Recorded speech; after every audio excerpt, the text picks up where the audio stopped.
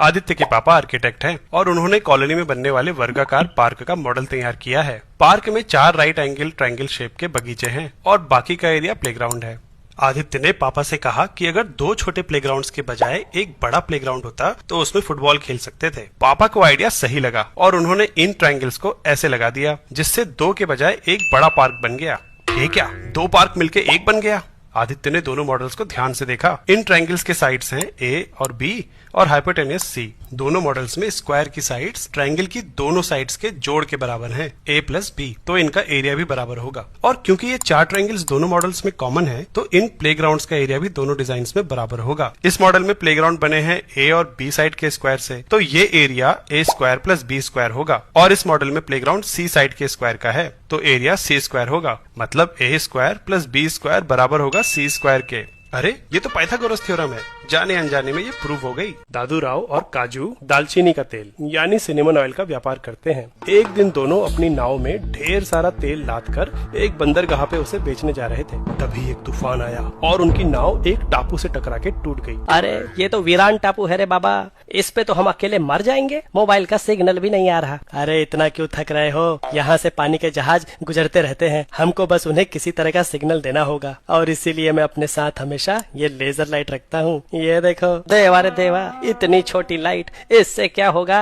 ये तो एक बार में एक ही तरफ सिग्नल भेज पाएगी, हमें बड़ा सिग्नल बनाना होगा। दोनों ने बड़ा सिग्नल बनाने के लिए आग लगाने की सोची, पर काफी मेहनत के बाद भी दोनों आग नहीं लगा पाए। तभी काजू की नजर दादू राव के चश्मे पे गई। आइडिया, लोग लेंस का इस्तेमाल करके आग लगा लेते हैं, हम भी आपके चश्मे के लेंस का इस्तेमाल कर आग लगा सकते हैं। हाँ ले करना बाबा। पर ये क्या, इस लेंस से लाइट एक एरिया में कॉन्सेंट्रेट होने की जगह और फैल गई। अरे ये तो कॉन्केव लेंस है, आग बनाने के लिए तो कॉन्वेक्स लेंस इस्तेमाल होता है। जब पैरेलल लाइट कॉन्वेक्स लेंस से टकराती है तो लाइट एक पॉइंट पे कन्वर्ज होती है, वहीं कॉन्केव लेंस से डाइवर्ज। अच्छा, तो क्या इसे घिस के कॉन्वेक्स लेंस नहीं बना सकते? अरे दादू भैया, आप मुझे कुछ सोचने दो। अब काजू की नजर सिनेमन ऑयल के कार्टन पे गई। आइडिया, तेल की शीशी गोल यानी कर्व्ड होगी, इसे कॉन्वेक्स लेंस की तरह इस्तेमाल कर सकते हैं। पर जब कार्टन खोला तो बोतलें रेक्टेंगुलर निकली। ये आइडिया भी फेल हो गया। दादू राव हताश होके लेजर लाइट को इधर उधर मारने लगे, पर जब ये लाइट सिनेमन ऑयल पे गिरी तो नॉर्मल की तरफ काफी ज्यादा बेंड हुई। ये देख काजू के दिमाग की बत्ती जली। उसने दादू राव से लेजर लिया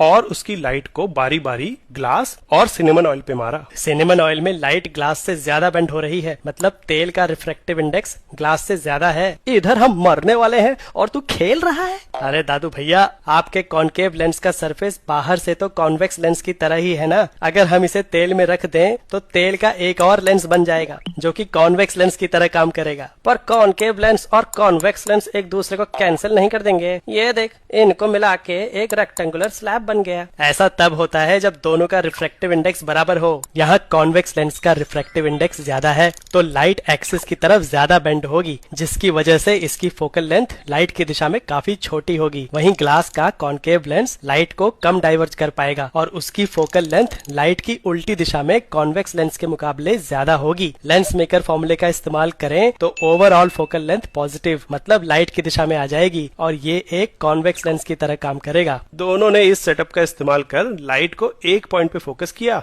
और आग लगा के रेस्क्यू टीम को सिग्नल भेज दिया। तेल का छोड़, तू लेंस का धंधा चालू कर।